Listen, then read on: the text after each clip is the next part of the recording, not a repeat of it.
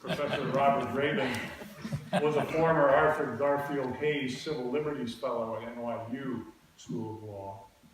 Bob practiced labor law as a labor union counsel. He may have a word to say about how he learned about an opportunity in Syracuse in a few minutes. Bob practiced as an associate with a New York firm. He'll have more to say, I think, about that. He remains active in the field as a labor arbitrator, mediator, and fact finder. He did write a case book on labor law and another book on the rights of employees. He was the editor of the American Bar Association's Labor Lawyer, a prestigious journal in the field. Bob joined the faculty a year after Richard in 1971, taught courses in labor law, public law processes, contracts, conflict resolution, law firm, and employment discrimination. You know, one thing that I can say about the two of them, knowing them so well for so many years, is that they were teachers. They came here to teach law students about the law, and they both did it very well. They cared a lot about their students. They were dedicated. They met with them, their doors were open.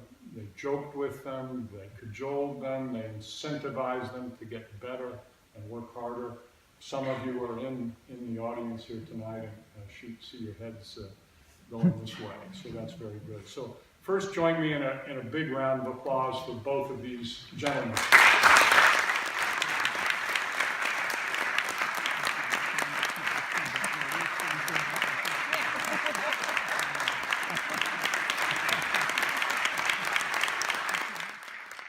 Well, you must be thinking we've gone very quickly from young Turks to old, what's.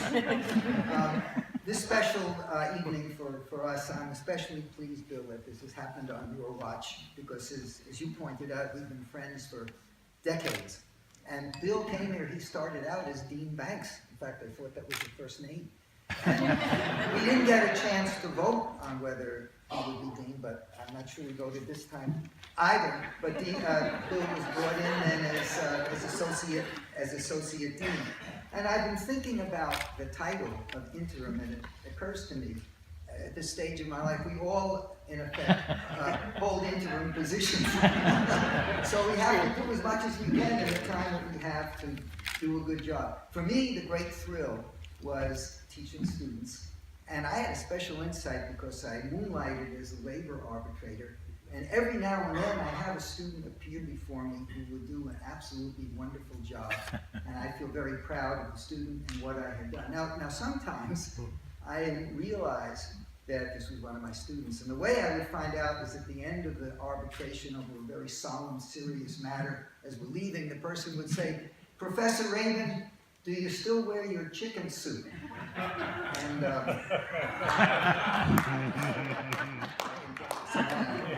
put this on. Yeah.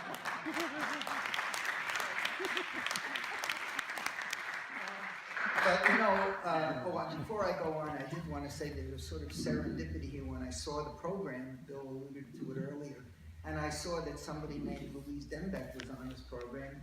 My otherwise fragile mind recalled that when I was thinking about coming to Syracuse after I had my offer, Louise was an associate in my law firm, and I knew that, and I had lunch with her, and I said, "Do you think this would be an okay place to go to?" And she thought about it, and she said yes. So, Louise, I think you're responsible in part for my being here.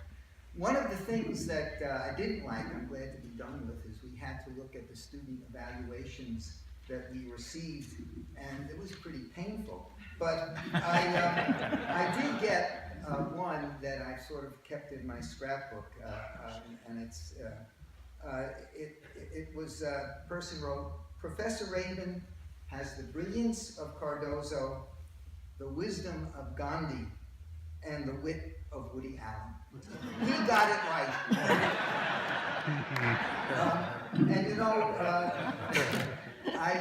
The time that I was here, first of all, I don't know if we see any staff here, but the staff were so good to me and to all of us. I treasure that.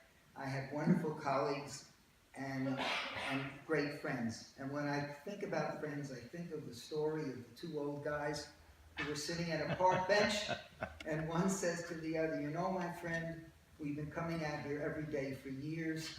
We play chess, we buy the paper, we get some coffee, we talk, and then we embrace and we leave. And he said, I'm so embarrassed to say this, but I have forgotten your name. And the other guy says, how soon do you need to know? Now, when these become your stories, then you know it's time to move on. And the other thing is I have a wonderful family. My wife Barbara is here, my son Ben. My daughter-in-law Jocelyn is a graduate of this law school, and since Ben and Jocelyn have produced 4 grandchildren, that wasn't possible for both of them to get here, given all the transportation that has to be provided. My wife Barbara, who always told me the right thing to do, she was right about everything, except maybe about shoes, but everything else she was right about. And she always said, don't spend time in your room. I always thought it was so important. I was writing articles, Bill cited them, that turned out to be widely ignored. And the lesson is to spend those hours with your family and your friends, because that's what is the most important thing in life.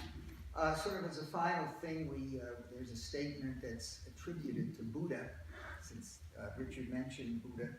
I don't know if this is correct, but anyway, I feel it applies right now. What really matters is how much you have loved, how gently you lived, and how gracefully you let go of things that are no longer meant for you. So I had a great run here, and I thank all of you who were part of it.